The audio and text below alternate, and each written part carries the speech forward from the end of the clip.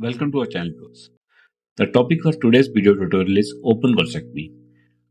We have designed this video tutorial with the intent in mind that surgery trainee are seeing less and less open cholecystectomy in the present era of technological advances, and every surgeon or surgical trainee should have this technique in their armamentarium, because once or more you will be required this technique while doing lap cholecystectomy, as the lap cholecystectomy is the most common surgery performed. And in the present era of technological advances, we are seeing less and less open cholecystectomy. So we feel that surgery trainees are not getting adequate exposure of open cholecystectomy. So in this video, we have demonstrated four different technique of open cholecystectomy. The first case will be elective open cholecystectomy. The second case, we have demonstrated fundus first approach. And in third case, we have demonstrated a residual gallbladder stump after open cholecystectomy. And the fourth case was a difficult lap cholecystectomy in which the surgeon did lap convert to open partial cholecystectomy. So stay tuned till the end of this video for better understanding of the topic. As I said, this will be a complete guide, and we had demonstrated all the key steps, and I hope the surgical trainee will benefit from this video. So briefly, the theoretical part. The open cholecystectomy indications are less and less in the present area, as most of the cases will be done by laparoscopic method. Don't think of conversion to open as complication. Friends, keep this line in mind, and anytime you are in doubt or in difficulty, the conversion to open is a good clinical judgment, and don't hesitate to convert. Always involve your colleague, preferably a senior surgeon, and take a timely decision. Don't hesitate to convert if the anatomy is unclear, a complication arises, or there is a failure to make progress in a timely manner. There are some indications of conversion to open chole which one should not ignore, like massive hemorrhage that can be bleeding from the right hepatic artery or from the portal vein branch, or if there is a major CBD injury. Conversion allows additional tools of manual palpation that you can palpate the structure manually and have better haptic sensation. Conversion should be performed if anatomy cannot be delineated after a reasonable attempt because of the inflammation, adhesions, and anomalies. Or conversion may be needed if there is fistula between biliary system, for example, cholecystoduodenal, cholecystocolic fistula, which cannot be managed by laparoscopy. And if you suspect there is a suspicion of carcinoma gallbladder. Friends, please remember, if there is any suspicion like the gallbladder is thick or there is any possibility that we are dealing with carcinoma gallbladder, always try to convert, because any attempt to persist with dissection will lead to perforation and bile spillage, and that will make this tumor as M1 disease. The technical aspects of open chole are similar to the laparoscopic method.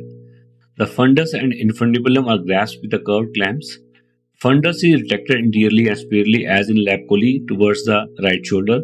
The infundibulum is inferiorly and laterally, that is towards the right iliac fossa, and that will give us proper vector force and will open the Callet's triangle.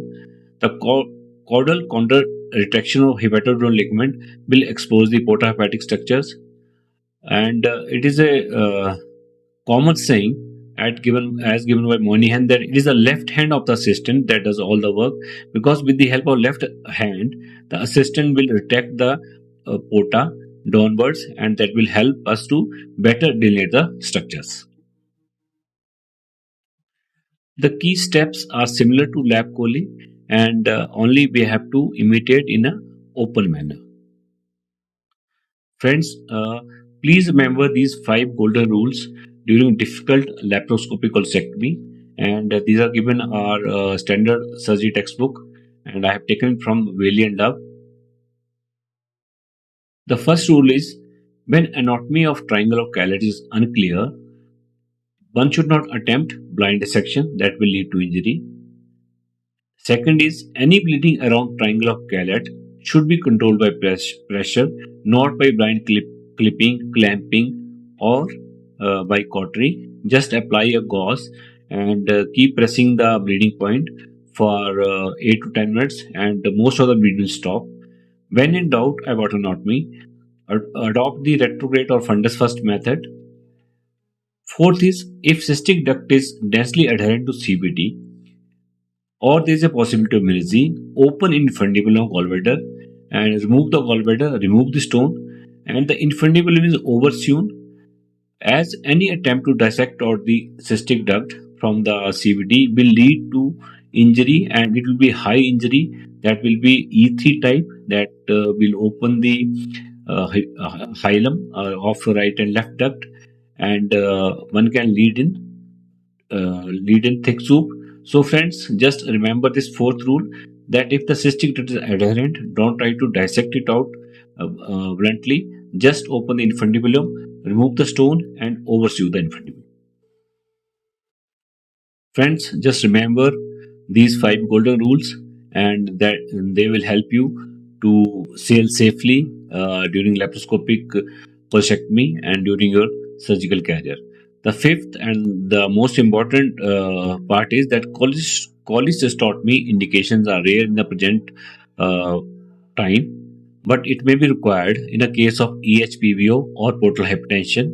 Also, if you see large collaterals around the porta, around the gallbladder, so convert to open. Don't try to do the lap chole, because it will lead to torrential bleed, and one may lose the patient. So just remember, if you are if there are large collaterals around the porta, convert to open. Open the gallbladder from the fundus and remove as many stones as possible, and remove part of the gallbladder for histopathological examination from fundus part. Don't try to dissect it from the uh, liver bed, because there are many collaterals, and if they open, they are very difficult to control. So insert large Foley's catheter, 14 French Foley's catheter placed in the fundus of gallbladder and is oversewn with the direct track externally. The residual stones can, if left behind, can be extracted with the help of cholecystoscope. Coming to the first case, this was a 35-year-old female with a history of symptomatic gallstone disease and no history of jaundice. Patient had multiple open abdominal surgery. She had colonic injury, that is sigmoid injury during cesarean section that led to feculent peritonitis, for which we did colostomy, diverging colostomy. Later on, she developed bust abdomen, and that was managed. Now, patient presented for uh, cholecystectomy for symptomatic gallstone disease. Her ultrasound was normal, history of gallstone disease with normal GB ball. CVD was 6 mm. There was no IHBRD. Portal vein was normal and liver was normal. So, for any case which we plan for lap cholecystectomy, always check for the CVD size, for IHBRD, portal vein, and liver. And in the liver function test, the alkaline phosphatase level are very important. So patient is in supine position, and we have given a modified Cochrane incision. The middle end of the Cochrane incision is in the midline. Thanks for watching, viewers. I hope you liked the content. Please like the video and subscribe to our channel and share the content with your friends. Sharing is caring. We wish you a complication-free cholecystectomy once and always. Please don't forget to hit the bell icon for future updates, and stay tuned. Thank you very much.